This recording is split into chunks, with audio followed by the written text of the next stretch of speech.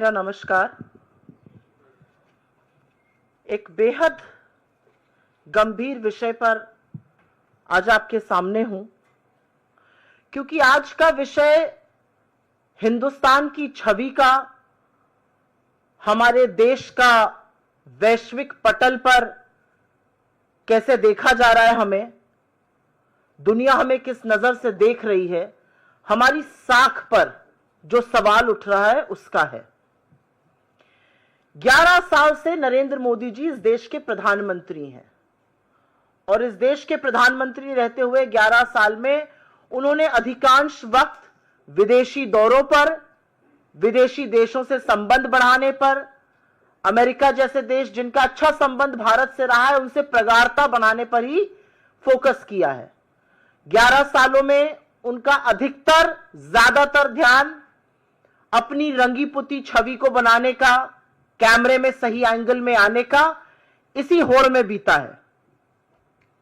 लेकिन जब आज हमारे देश को विश्व की बड़ी ताकतों, विश्व के बड़े देशों, विश्व के हमारे मित्रों की जरूरत है, तो वो साथ खड़े नजर नहीं आ रहे और बजाय हमारा साथ देने के अमेरिका जैसे देश एडवाइजरी इशू करके कह रहे हैं कि हिंदुस्तान जाना रिस्की है और खास तौर से महिलाएं अकेले हिंदुस्तान बिल्कुल ना जाएं।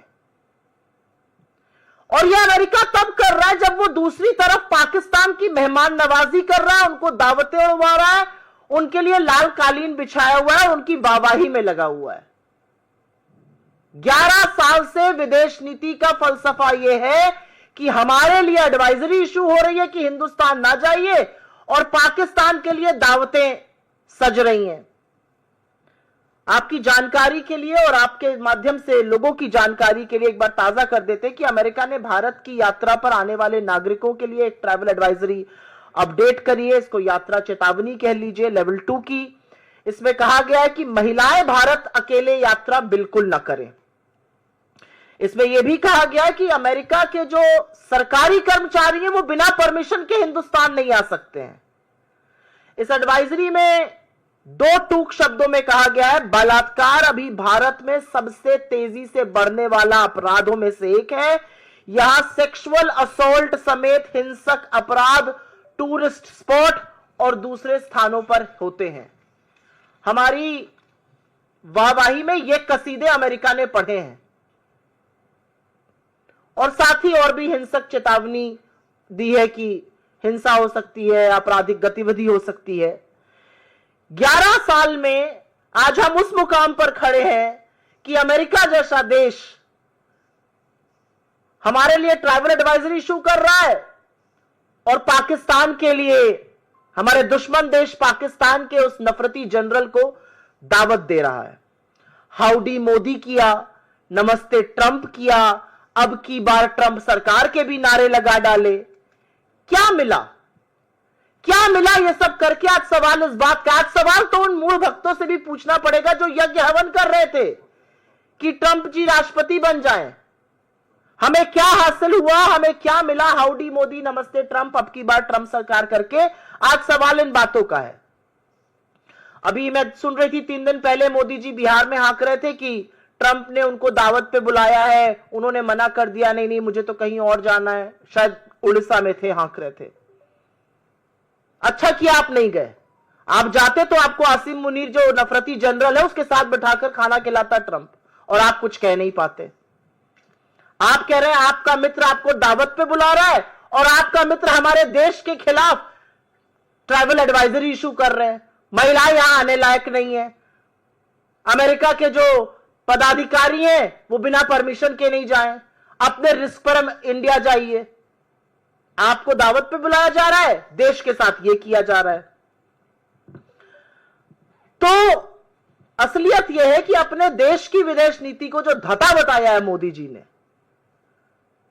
उसका फलसफा यह है, क्योंकि विदेश नीति तो कोई है नहीं। विदेश मंत्री लेजर आंख लाल लाल लगाकर रील बनाने में व्यस्त हैं, मोदी जी सही कैमरा एंगल ढूंढने में व्यस्त हैं। 17 बार ट्रंप सीज फायर का श्रेय ले चुके हैं, भारत और पाकिस्तान को समकक्ष खड़े कर चुके हैं। आसिम मुनीर और नरेंद्र मोदी का नाम एक सांस में ले रहे हैं, जो मुझे कतई अच्छा नहीं लग रहा, क्योंकि जो भी हो मोदी जी इस देश के प्रधानमंत्री हैं। लेकिन भाजपा को और मोदी जी को शायद इससे कोई फर्क नहीं पड़ रहा है। हमारे ऊपर टैरिफ लगा दिया, हमारे लोगों को हथकड़ियां बेड़ियां पहनाकर खदेड़ दिया, हमारे देश के खिलाफ इस तरह की बातें हो रही हैं और पाकिस्तान की वाहवाही हो रही है। सबसे बड़ी विडंबना क्या है, हमारे लिए ट्रैवल एडवाइजरी अपडेट हुआ, पाकिस्तान के लिए अपडेट नहीं हुआ। पाकिस्तान का ट्रैवल एडवाइजरी मार्च वाला ही, और बलोचिस्तान और खैबर और पख्तून उधर मत जाइए जहां पर उनके यहां टेररिज्म होता है। इससे बड़ा हमारे माथे पर और कलंक क्या होगा, और सरकार मूक दर्शक क्यों बनी रही है। हमारे लिए हमारे राज्यों में ट्रैवल एडवाइजरी इशू की गई है, पाकिस्तान की ट्रैवल एडवाइजरी में महिला सुरक्षा पर एक शब्द नहीं है। जो आतंकी मुल्क है, जहां पर मसूद अजहर से लेकर हफीज सईद और दाऊद इब्राहिम रह रहे हैं, वहां की कोई ट्रैवल एडवाइजरी अपडेट नहीं हुई है। भारत जैसा देश, हम दुनिया की चौथी अर्थव्यवस्था है, हम एक बड़ा मार्केट है, हम गांधी का देश है, हमारे लिए ट्रैवल एडवाइजरी इशू हो रही है, पाकिस्तान को कोई ट्रैवल एडवाइजरी नहीं इशू की जा रही है। कितनी बड़ी विडंबना है ये, कितना बड़ा विरोधाभास है। इस पर नई दिल्ली को फर्क ही नहीं पड़ रहा है, सरकार सो रही है। और मुझे ऐसा लगता है कि भारत के इतिहास में इससे बड़ी धज्जियां, इससे ज्यादा कलई हमारी विदेश नीति की कभी नहीं खुली है। हम विश्वगुरु बनने का दंभ भरते हैं, लेकिन वैश्विक पटल पर अमेरिका एक भी मौका नहीं छोड़ रहा है हमारी फजीहत करने का। और एक बात बता दो इससे पहले कि अपनी डोमेस्टिक बातों पर चर्चा करें, क्योंकि वो भी जरूरी है। इस एडवाइजरी का बहुत फर्क पड़ता है। यह एडवाइजरी ऐसे ही नहीं कोई फर्रा इशू हो जाता है।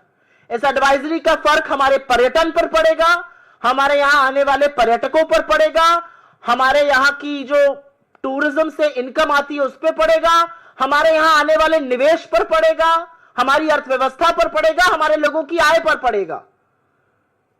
Just for your information, every foreign fund and every company looks at the risks of travel involved with an investment destination, और उसी तरह से इन्वेस्टमेंट होता है।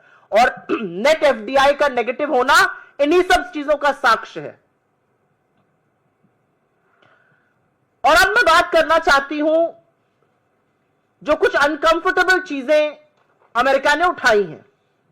मैं इस मंच से, मेरे तमाम साथी इस मंच से, कांग्रेस के वरिष्ठ नेता इस मंच से, अन्य तमाम मंचों से महिला अपराध के बारे में बेखौफ होकर बार बार बोलते हैं और सरकार की जवाबदेही तय करते हैं। क्योंकि यह भी सच है कि अगर देश में हर घंटे 43 महिलाओं के खिलाफ अपराध होता है तो चुप रहना संभव नहीं है, उसको नहीं बर्दाश्त किया जाएगा। और लगातार ऐसा हो रहा है। राष्ट्र की राजधानी दिल्ली में एक महिला के साथ बार बार अपराध होता है, वही आदमी उसके साथ बलात्कार करता है जिसकी वो कंप्लेन करने गई थी, जिसकी दिल्ली पुलिस ने कंप्लेन नहीं लिखी जनवरी में, अब वो फिर उसका रेप करता है और उसकी फिर एफआईआर नहीं लिखी जाती है। ओडिशा में एक छात्रा बीच पर गई, वहां पर 10 दानवों ने उसका गैंगरेप कर दिया। असलियत यह है कि छत्तीसगढ़ में एक आदिवासी औरत का इतनी बुरी तरह से गैंगरेप हुआ और उसकी अतड़ियां तक बाहर मिली। मुजफ्फरपुर में दलित बच्ची का सिर्फ गैंगरेप ही नहीं हुआ, उसके बदन पर 20 बार चाकू से गोदे हुए निशान मिले, उसकी अंततोगत्वा 1 जून को मृत्यु हो गई। असम के कछार में, बालाघाट में, मध्य प्रदेश के, मैं पढ़ती ही जा सकती हूं। उत्तर प्रदेश में नाबालिग बच्ची का चलती कार में रेप होता है, उसके साथी को बाहर फेंक दिया जाता है जिसकी मृत्यु हो जाती है। तो ऐसा नहीं है कि सब चंगा है। और यह एक सच है कि अधिकांश जो ऐसे मामले आते हैं, अधिकांश जो ऐसे कांड आते हैं, चाहे वो आईआईटी बीएचयू हो, चाहे वो नाव हो, चाहे वो चिन्मयानंद हो, चाहे वो अंकिता भंडारी हो, चाहे वो हरिद्वार की वो पिशाचनी हो जो अपनी बच्ची का गैंगरेप करा रही थी, या तो वो बीजेपी में पाए जाते हैं, या वो बीजेपी समर्थक होते हैं, या ऐसे अपराध के बाद उनको बीजेपी का संरक्षण मिल जाता है। असलियत इस बात की है। और इसलिए कुछ सवाल जरूर उठते हैं, और ये सवाल उठने वाजिब भी हैं।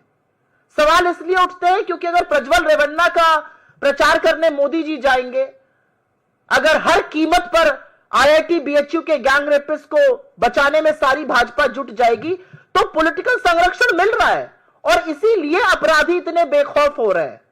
बड़ी बड़ी जो स्कीम्स हैं, चाहे वो निर्भया हो, चाहे वो बेटी बचाओ बेटी पढ़ाओ हो, जो अब मिशन शक्ति के अंतर्गत सब सब्ज्यूम हो गई हैं, उसके लगातार फंड काटे जा रहे हैं। लेकिन इन सब बातों के बावजूद आज सच ये है कि आप डोमेस्टिक फ्रंट पर आप आधी आबादी को देश में न्याय नहीं दे पा रहे हैं, आधी आबादी को देश में सुरक्षित नहीं कर पा रहे, आधी आबादी के खिलाफ जब अपराध होता है तो आपके मुंह से चू नहीं निकलती। आपका संरक्षण अपराधी को मिलता है, बार बार मिलता है। और विदेश में आपकी विदेश नीति इतनी विफल है कि जिनको आप गले लगाए, जिनके आप गले पड़ गए, आपने नमस्ते ट्रंप से हाउडी मोदी तक करा डाला, उनके नारे तक लगा डाले, उनका प्रचार प्रसार तक कराए, वो आपके खिलाफ ट्रैवल एडवाइजरी इशू कर रहे हैं।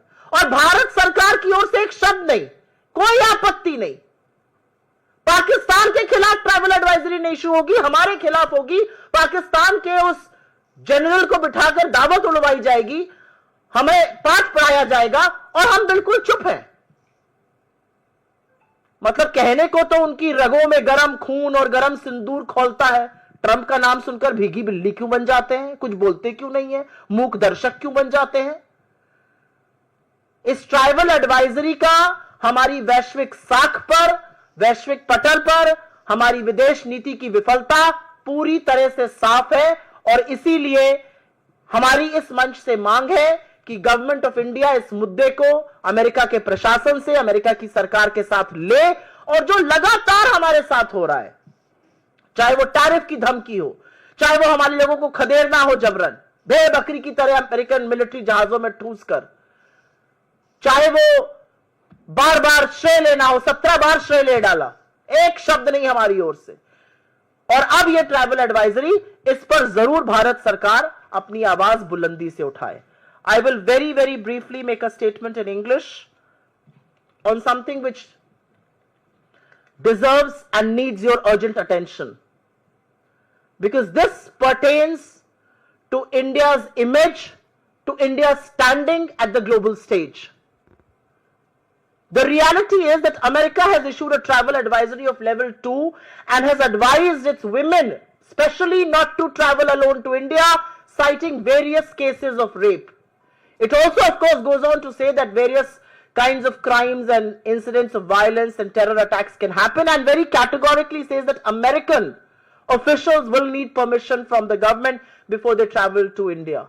What is most ironical amidst this all is that this kind of an advisory is being issued for India, which will have far-reaching impact, and I'll just talk about that in a bit. But nothing of this kind is being issued for Pakistan, which is a terror country, which houses from Masood Azhar to Hafiz Saeed to Dawood Ibrahim to anybody worth talking about as far as the world of terror is concerned. They're all being housed, patronized and given protection by Pakistan. No such advisory for Pakistan. In fact, quite the contrary, we are being issued a travel advisory, and the general from Pakistan is enjoying a meal with President Trump. And President Trump goes on to hyphenate India and Pakistan. I mean, look at where we are in the world and look at where Pakistan is. I take huge offense to our Prime Minister's name being mentioned and hyphenated with the General Asim Munir, who, if you actually ask me, is a terrorist cloaked in that army uniform. But that's what is happening, and that's what is most ironical. The reality is that in the last 11 years, Mr. Modi has spent disproportionate amount of time pursuing foreign powers, from hugging and forcible hugs to howdy Modi, namaste Trump, ab ki baar Trump sarkar, to going to the US uninvited. He's done everything possible. And look at what America is doing to us. At a time when we need big, large nations of the world to stand with us, America is issuing travel advisories against us. And citing incidents which pertain to the rest of the world. But this really malies us. And what is the government doing about it? Absolutely nothing. Pin drop silence like always. The reality is that Mr. Trump has taken credit for the ceasefire 17 times. He imposed tariffs on us. He called us an abuser and a fraud. He has put our people in handcuffs and sent them back to India. He's consistently insulting us, and our government chooses to keep quiet. And which is why the question arises, what is our foreign policy worth it? What is the cornerstone of a foreign policy? The cornerstone of a foreign policy is to keep India's interest above all. But Mr. Modi's foreign policy is to get the right camera angle so that he's shot from the good camera angle wherever he is in the world. Our foreign minister is too busy making reels with laser red eyes. So who do you expect to pursue foreign policy from? The reality also is, and I have no qualms in admitting and saying this, that on one hand travel advisory is being issued against us, but nothing on Pakistan, and we are completely mute spectators. We don't say a word. There are certain aspects which the travel advisory has raised, which are obviously troublesome. These are troubles of our own, and we should find solutions to it. We should ensure our women are safe. If 43 women in India meet crime every hour, there will be questions raised.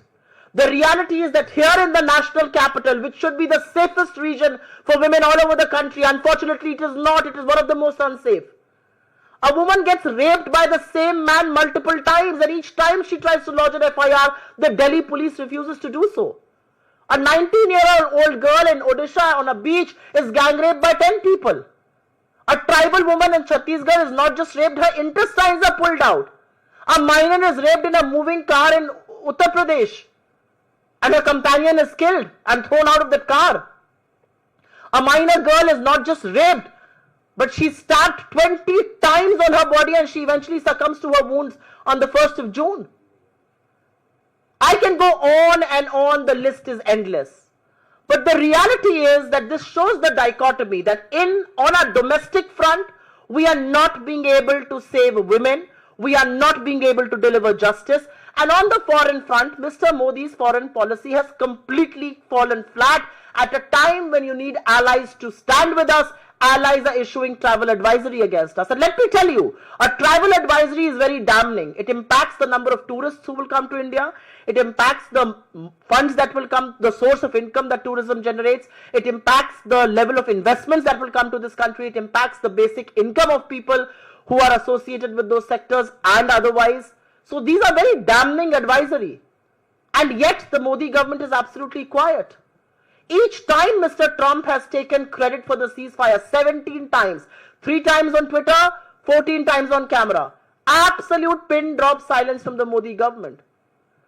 So we demand from this very platform that Indian government should register its protest. Indian government should at the highest level take stern view of this advisory issued. This is not in good faith. This is not good for the country, and this shows double speak of the United States. On one hand, you're issuing advisories against India, but zilch on Pakistan. Pakistan, which is a terror state, is going absolutely scot-free. We are being hyphenated. Our Prime Minister is being spoken about in the same breath. I don't think any of this can be taken lying down. आपके सवालों का स्वागत है. सवाल अगर इसी पर रहे तो मैं बहुत अनुग्रहित रहूंगा. After visiting United States, your working committee member Shashi Tharoor praising Modi and his foreign policy. He wrote an article in Hindu, and that article was shared in social media yesterday by Prime Minister Office. So what is AICC position on this? I am Supriya Srinath, and I am the national spokesperson of the Congress party, and I am addressing you here. And I have to say about our foreign policy what I have said. I have cited a reason to say what I have said. I have cited a very damning travel advisory, and I think that suffices your question. Foreign policy को लेकर ये सवाल उनकी अपनी राय हो सकती है, वो कांग्रेस पार्टी की राय नहीं है. कांग्रेस पार्टी की राय इसलिए नहीं है क्योंकि कांग्रेस पार्टी आपको साक्ष्यों और सबूतों के साथ पूछ रही है.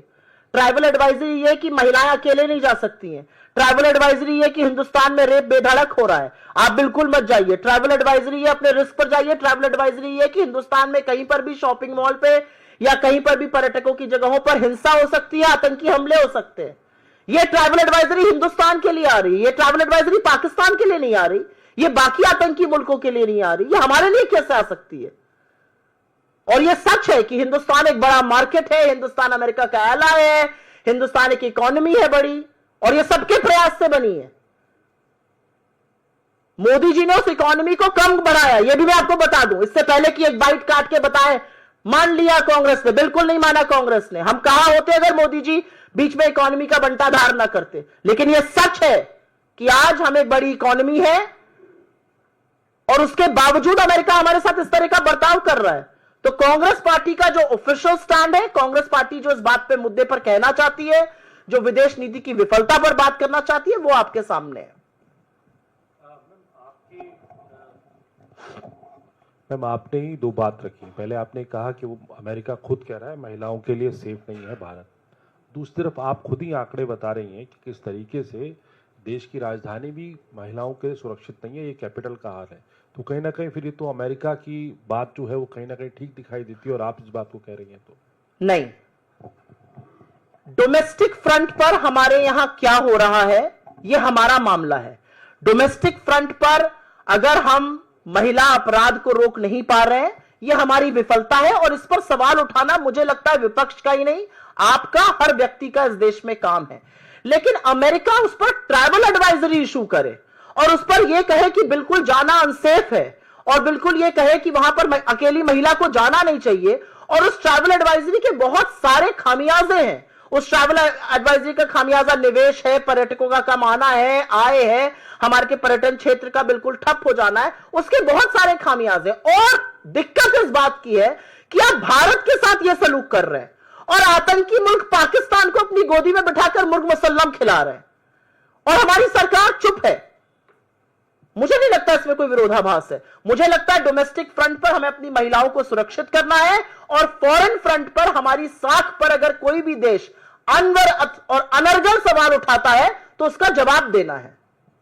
सुप्रिया जी, एक एक्स पर आपने पोस्ट जारी किया है 18 घंटे पहले, जिसमें एक न्यूज़पेपर का हवाला आप दे रही हैं, और उसमें आप कह रही हैं कि पहलगाम आतंकी हमले में जो स्केच जारी किया गया सरकार की तरफ से, वो असल में उन आतंकियों से मेल ही नहीं खाता है, ये आनन फानन में सरकार ने किया है। अब बीजेपी कांग्रेस से सवाल करे कि क्या ये कांग्रेस का सबूत गैंग है जो लगातार इस तरह के हमलों के वक्त सवाल उठाता है? आप मीडिया से आती हैं, आप भी अखबार पढ़ती होंगी सवेरे। उस अखबार के बेसिस पर आपके, चूंकि मैं चैनल में और आप ही के ग्रुप में काम कर चुकी हूं, उसके बेसिस पर आपको बाइट इकट्ठा करने को कहा जाता है, उसके बेसिस पर टीवी डिबेट्स होते हैं, उसके बेसिस पर न्यूज स्टोरीज होती हैं। इंडियन एक्सप्रेस की यह खबर है और इसको तमाम न्यूज पोर्टल्स इंक्लूडिंग तमाम न्यूज चैनल्स ने उठाया है, और वहां से हमने वो खबर उठाई है। इस खबर का डिनायल क्यों नहीं आ रहा है सरकार की ओर से? सरकार तो जेएनके पुलिस को ब्लेम कर रही है। जेएनके पुलिस तो सेंटर को रिपोर्ट करती है ना, यूनियन टेरिटरी है। इंडियन एक्सप्रेस की एक खबर है, उस खबर के हवाले से यह बताया गया है कि जो 3 आतंकियों के स्केच रिलीज किए गए थे, असल में वो पहलगाम के आतंकी ही नहीं है, और यह जल्दबाजी में किया गया। तो मैं जानना चाहती हूं कि अभी तो हम यह सवाल उठा रहे थे कि 2 महीने से ऊपर हो गए और वो आतंकी कहां है ये किसी को पता नहीं, जमीन निगल गई, आसमान खा गया, किसी को नहीं पता है। ये कितनी बड़ी विफलता है कि 2 महीने बाद वो आतंकी कहां चले गए हमें पता ही नहीं है। वो देश में है तो हम पकड़ क्यों नहीं पा रहे, विदेश चले गए तो आपने सीजफायर कैसे कर दिया? असलियत यह है कि अभी सवाल यह था, अब पता चल रहा है नहीं जी, जो स्केच हमने देखा, जो फोटो हमने देखी, वो शायद आतंकी ही नहीं थे, और यह हवाला इंडियन एक्सप्रेस की रिपोर्ट दे रही है। तो सबूत गैंग, हर चीज में गैंग लगाने वाले लोग आज ये बताएं 2 महीने हो गए, ये आतंकी, कोई और आतंकी, कोई और स्केच, हत्यारे कहां हैं? सवाल इस बात का है। Ma'am, there was a meeting yesterday of the Prime Minister Museum and Library headed by the Prime Minister himself, and in the meeting it was decided that they are going to move court because apparently in 2008 Sonia Gandhi moved 51 cartons full of documents related to former Prime Minister Nehru. So what is there to move court about? To bring that back. She's a member of his family. She has every right to make his correspondence or anything private. In any case, I don't know much about this matter. I'm sure my party will come back with an official response, but my first response is that she's a member of his family. She's his great granddaughter. What is wrong with that? And I have actually something to say. I saw some pictures of the Prime Minister standing with multiple people at libraries.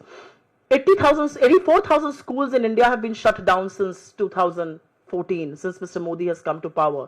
You can open 20 libraries and get yourself, pictured before all of them.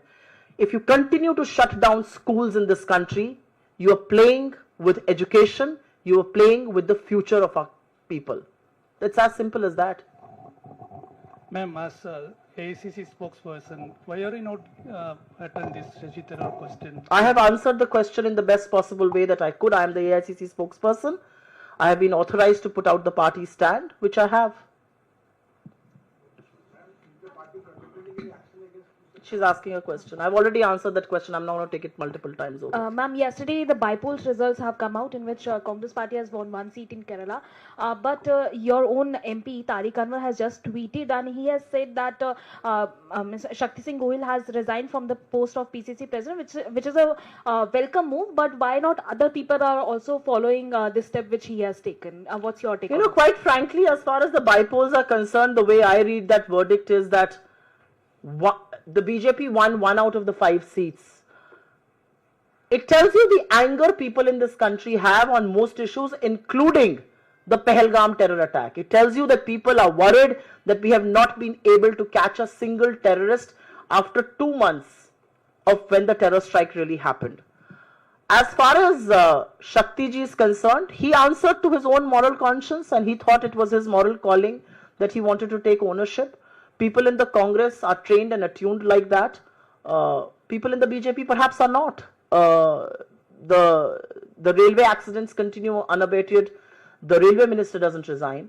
There is a huge accident, one of the most unprecedented ones as far as airways is concerned. The aviation minister is busy making reels. Nobody in this government resigns. Nobody in this government takes any moral responsibility, including the Prime Minister. So I don't know, I don't know how misplaced or placed that question is, but if Shakti Singh Gohil ji feels that this is his moral responsibility, he's answered to his own moral call. Questioning that why Congress is silent now. Earlier they used to question a lot about the EVMs, but now when the result has come out in their favor and on other seats like Aam Aadmi Party has also won, then why Congress Party is silent on the result? What do you mean, why are we silent? We look at voting patterns, we look at voting lists, we look at voters missing, we look at polling that happens. The reality is that in the last 2 months, you have seen Election Commission move earth and heaven to keep people out of the election process. You just had an election commission order that has gone to various states, which essentially says that they don't need to keep proof of video and photographs beyond 45 days if it is not challenged. They moved earth and heaven and in 24 hours made a law which ensured that people of this country have no access to electoral documents or electoral videography. Why is the Election Commission moving earth and heaven to keep people of this country out of the election process? Why can't you give digital, readable voting lists to opposition that's demanding it? It's quite as simple as that. बहुत बहुत धन्यवाद आपका, शुक्रिया.